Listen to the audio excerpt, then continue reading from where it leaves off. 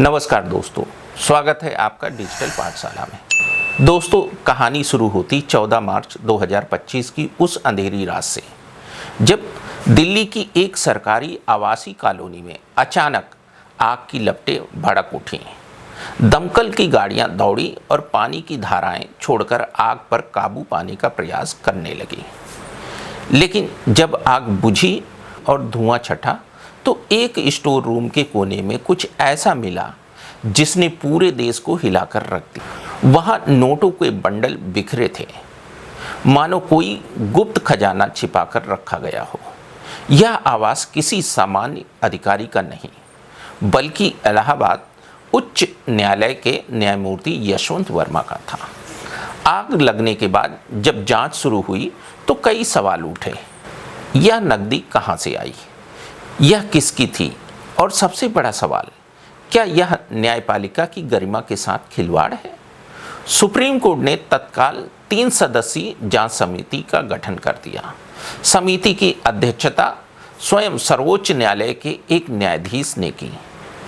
कई महीनों तक दस्तावेजों की जांच हुई, बयान दर्ज किए गए और स्टोर रूम से लेकर कर्मचारियों तक हर पहलू की पड़ताल की गई।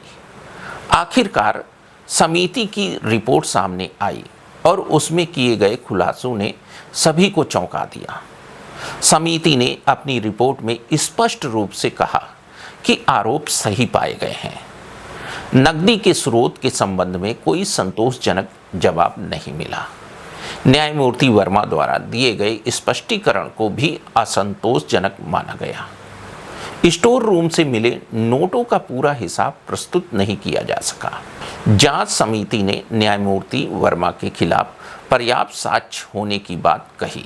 रिपोर्ट में यह भी कहा गया कि यह मामला केवल एक व्यक्ति से जुड़ा नहीं है, बल्कि यह संस्थागत विश्वास का प्रश्न है। इसके बाद यह मामला संसद तक पहुंच गया। लोकसभा और राज्यसभा में महाभियोग का प्रस्ताव प्रस्तुत किया गया। जब दोनों सदनों में इस प्रस्ताव पर चर्चा शुरू हुई तो माहौल और गंभीर हो गया। एक ओर न्यायपालिका की स्वतंत्रता का प्रश्न था तो दूसरी ओर जवाबदेही का मुद्दा भी उतना ही महत्वपूर्ण था। लेकिन सवाल यह है कि भारत में किसी न्यायाधीश को उसके पद से हटाने की प्रक्रिया क्या है। आइए इसे भी समझ लेते हैं। भारतीय संविधान के अनुच्छेद 124(4) और 124(5) के तहत सर्वोच्च न्यायालय और उच्च न्यायालय के न्यायाधीशों को हटाने की प्रक्रिया निर्धारित की गई है। यह प्रक्रिया अत्यंत कठिन और लंबी मानी जाती है। सबसे पहले लोकसभा में कम से कम 100 सांसद और राज्यसभा में कम से कम 50 सांसद महाभियोग का प्रस्ताव प्रस्तुत करते हैं। इसके बाद संबंधित सदन के अध्यक्ष या सभापति इस प्रस्ताव को स्वीकार करते हैं।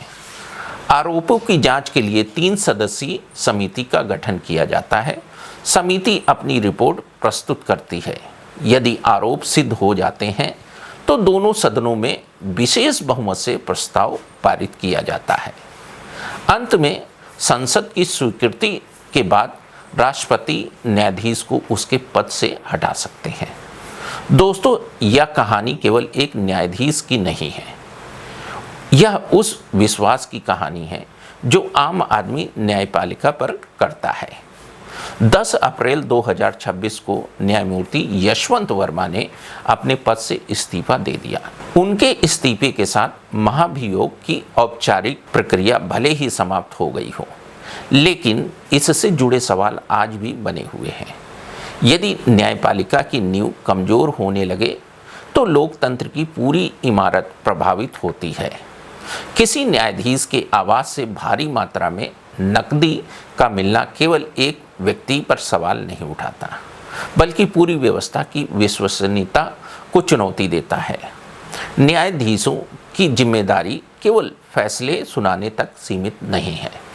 उनकी सबसे बड़ी जिम्मेदारी अपने आचरण से निष्पक्षता, ईमानदारी और नैतिकता का उदाहरण प्रस्तुत करना भी है।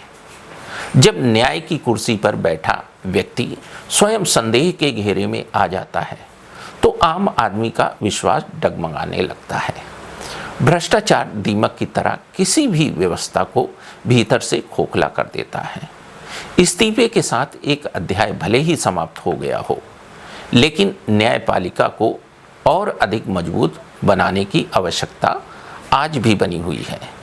यह कहानी अभी समाप्त नहीं हुई है। स्टोर रूम में मिली नकदी अब केवल नोटों का ढेर नहीं रह गई, बल्कि यह एक चेतावनी बन गई है।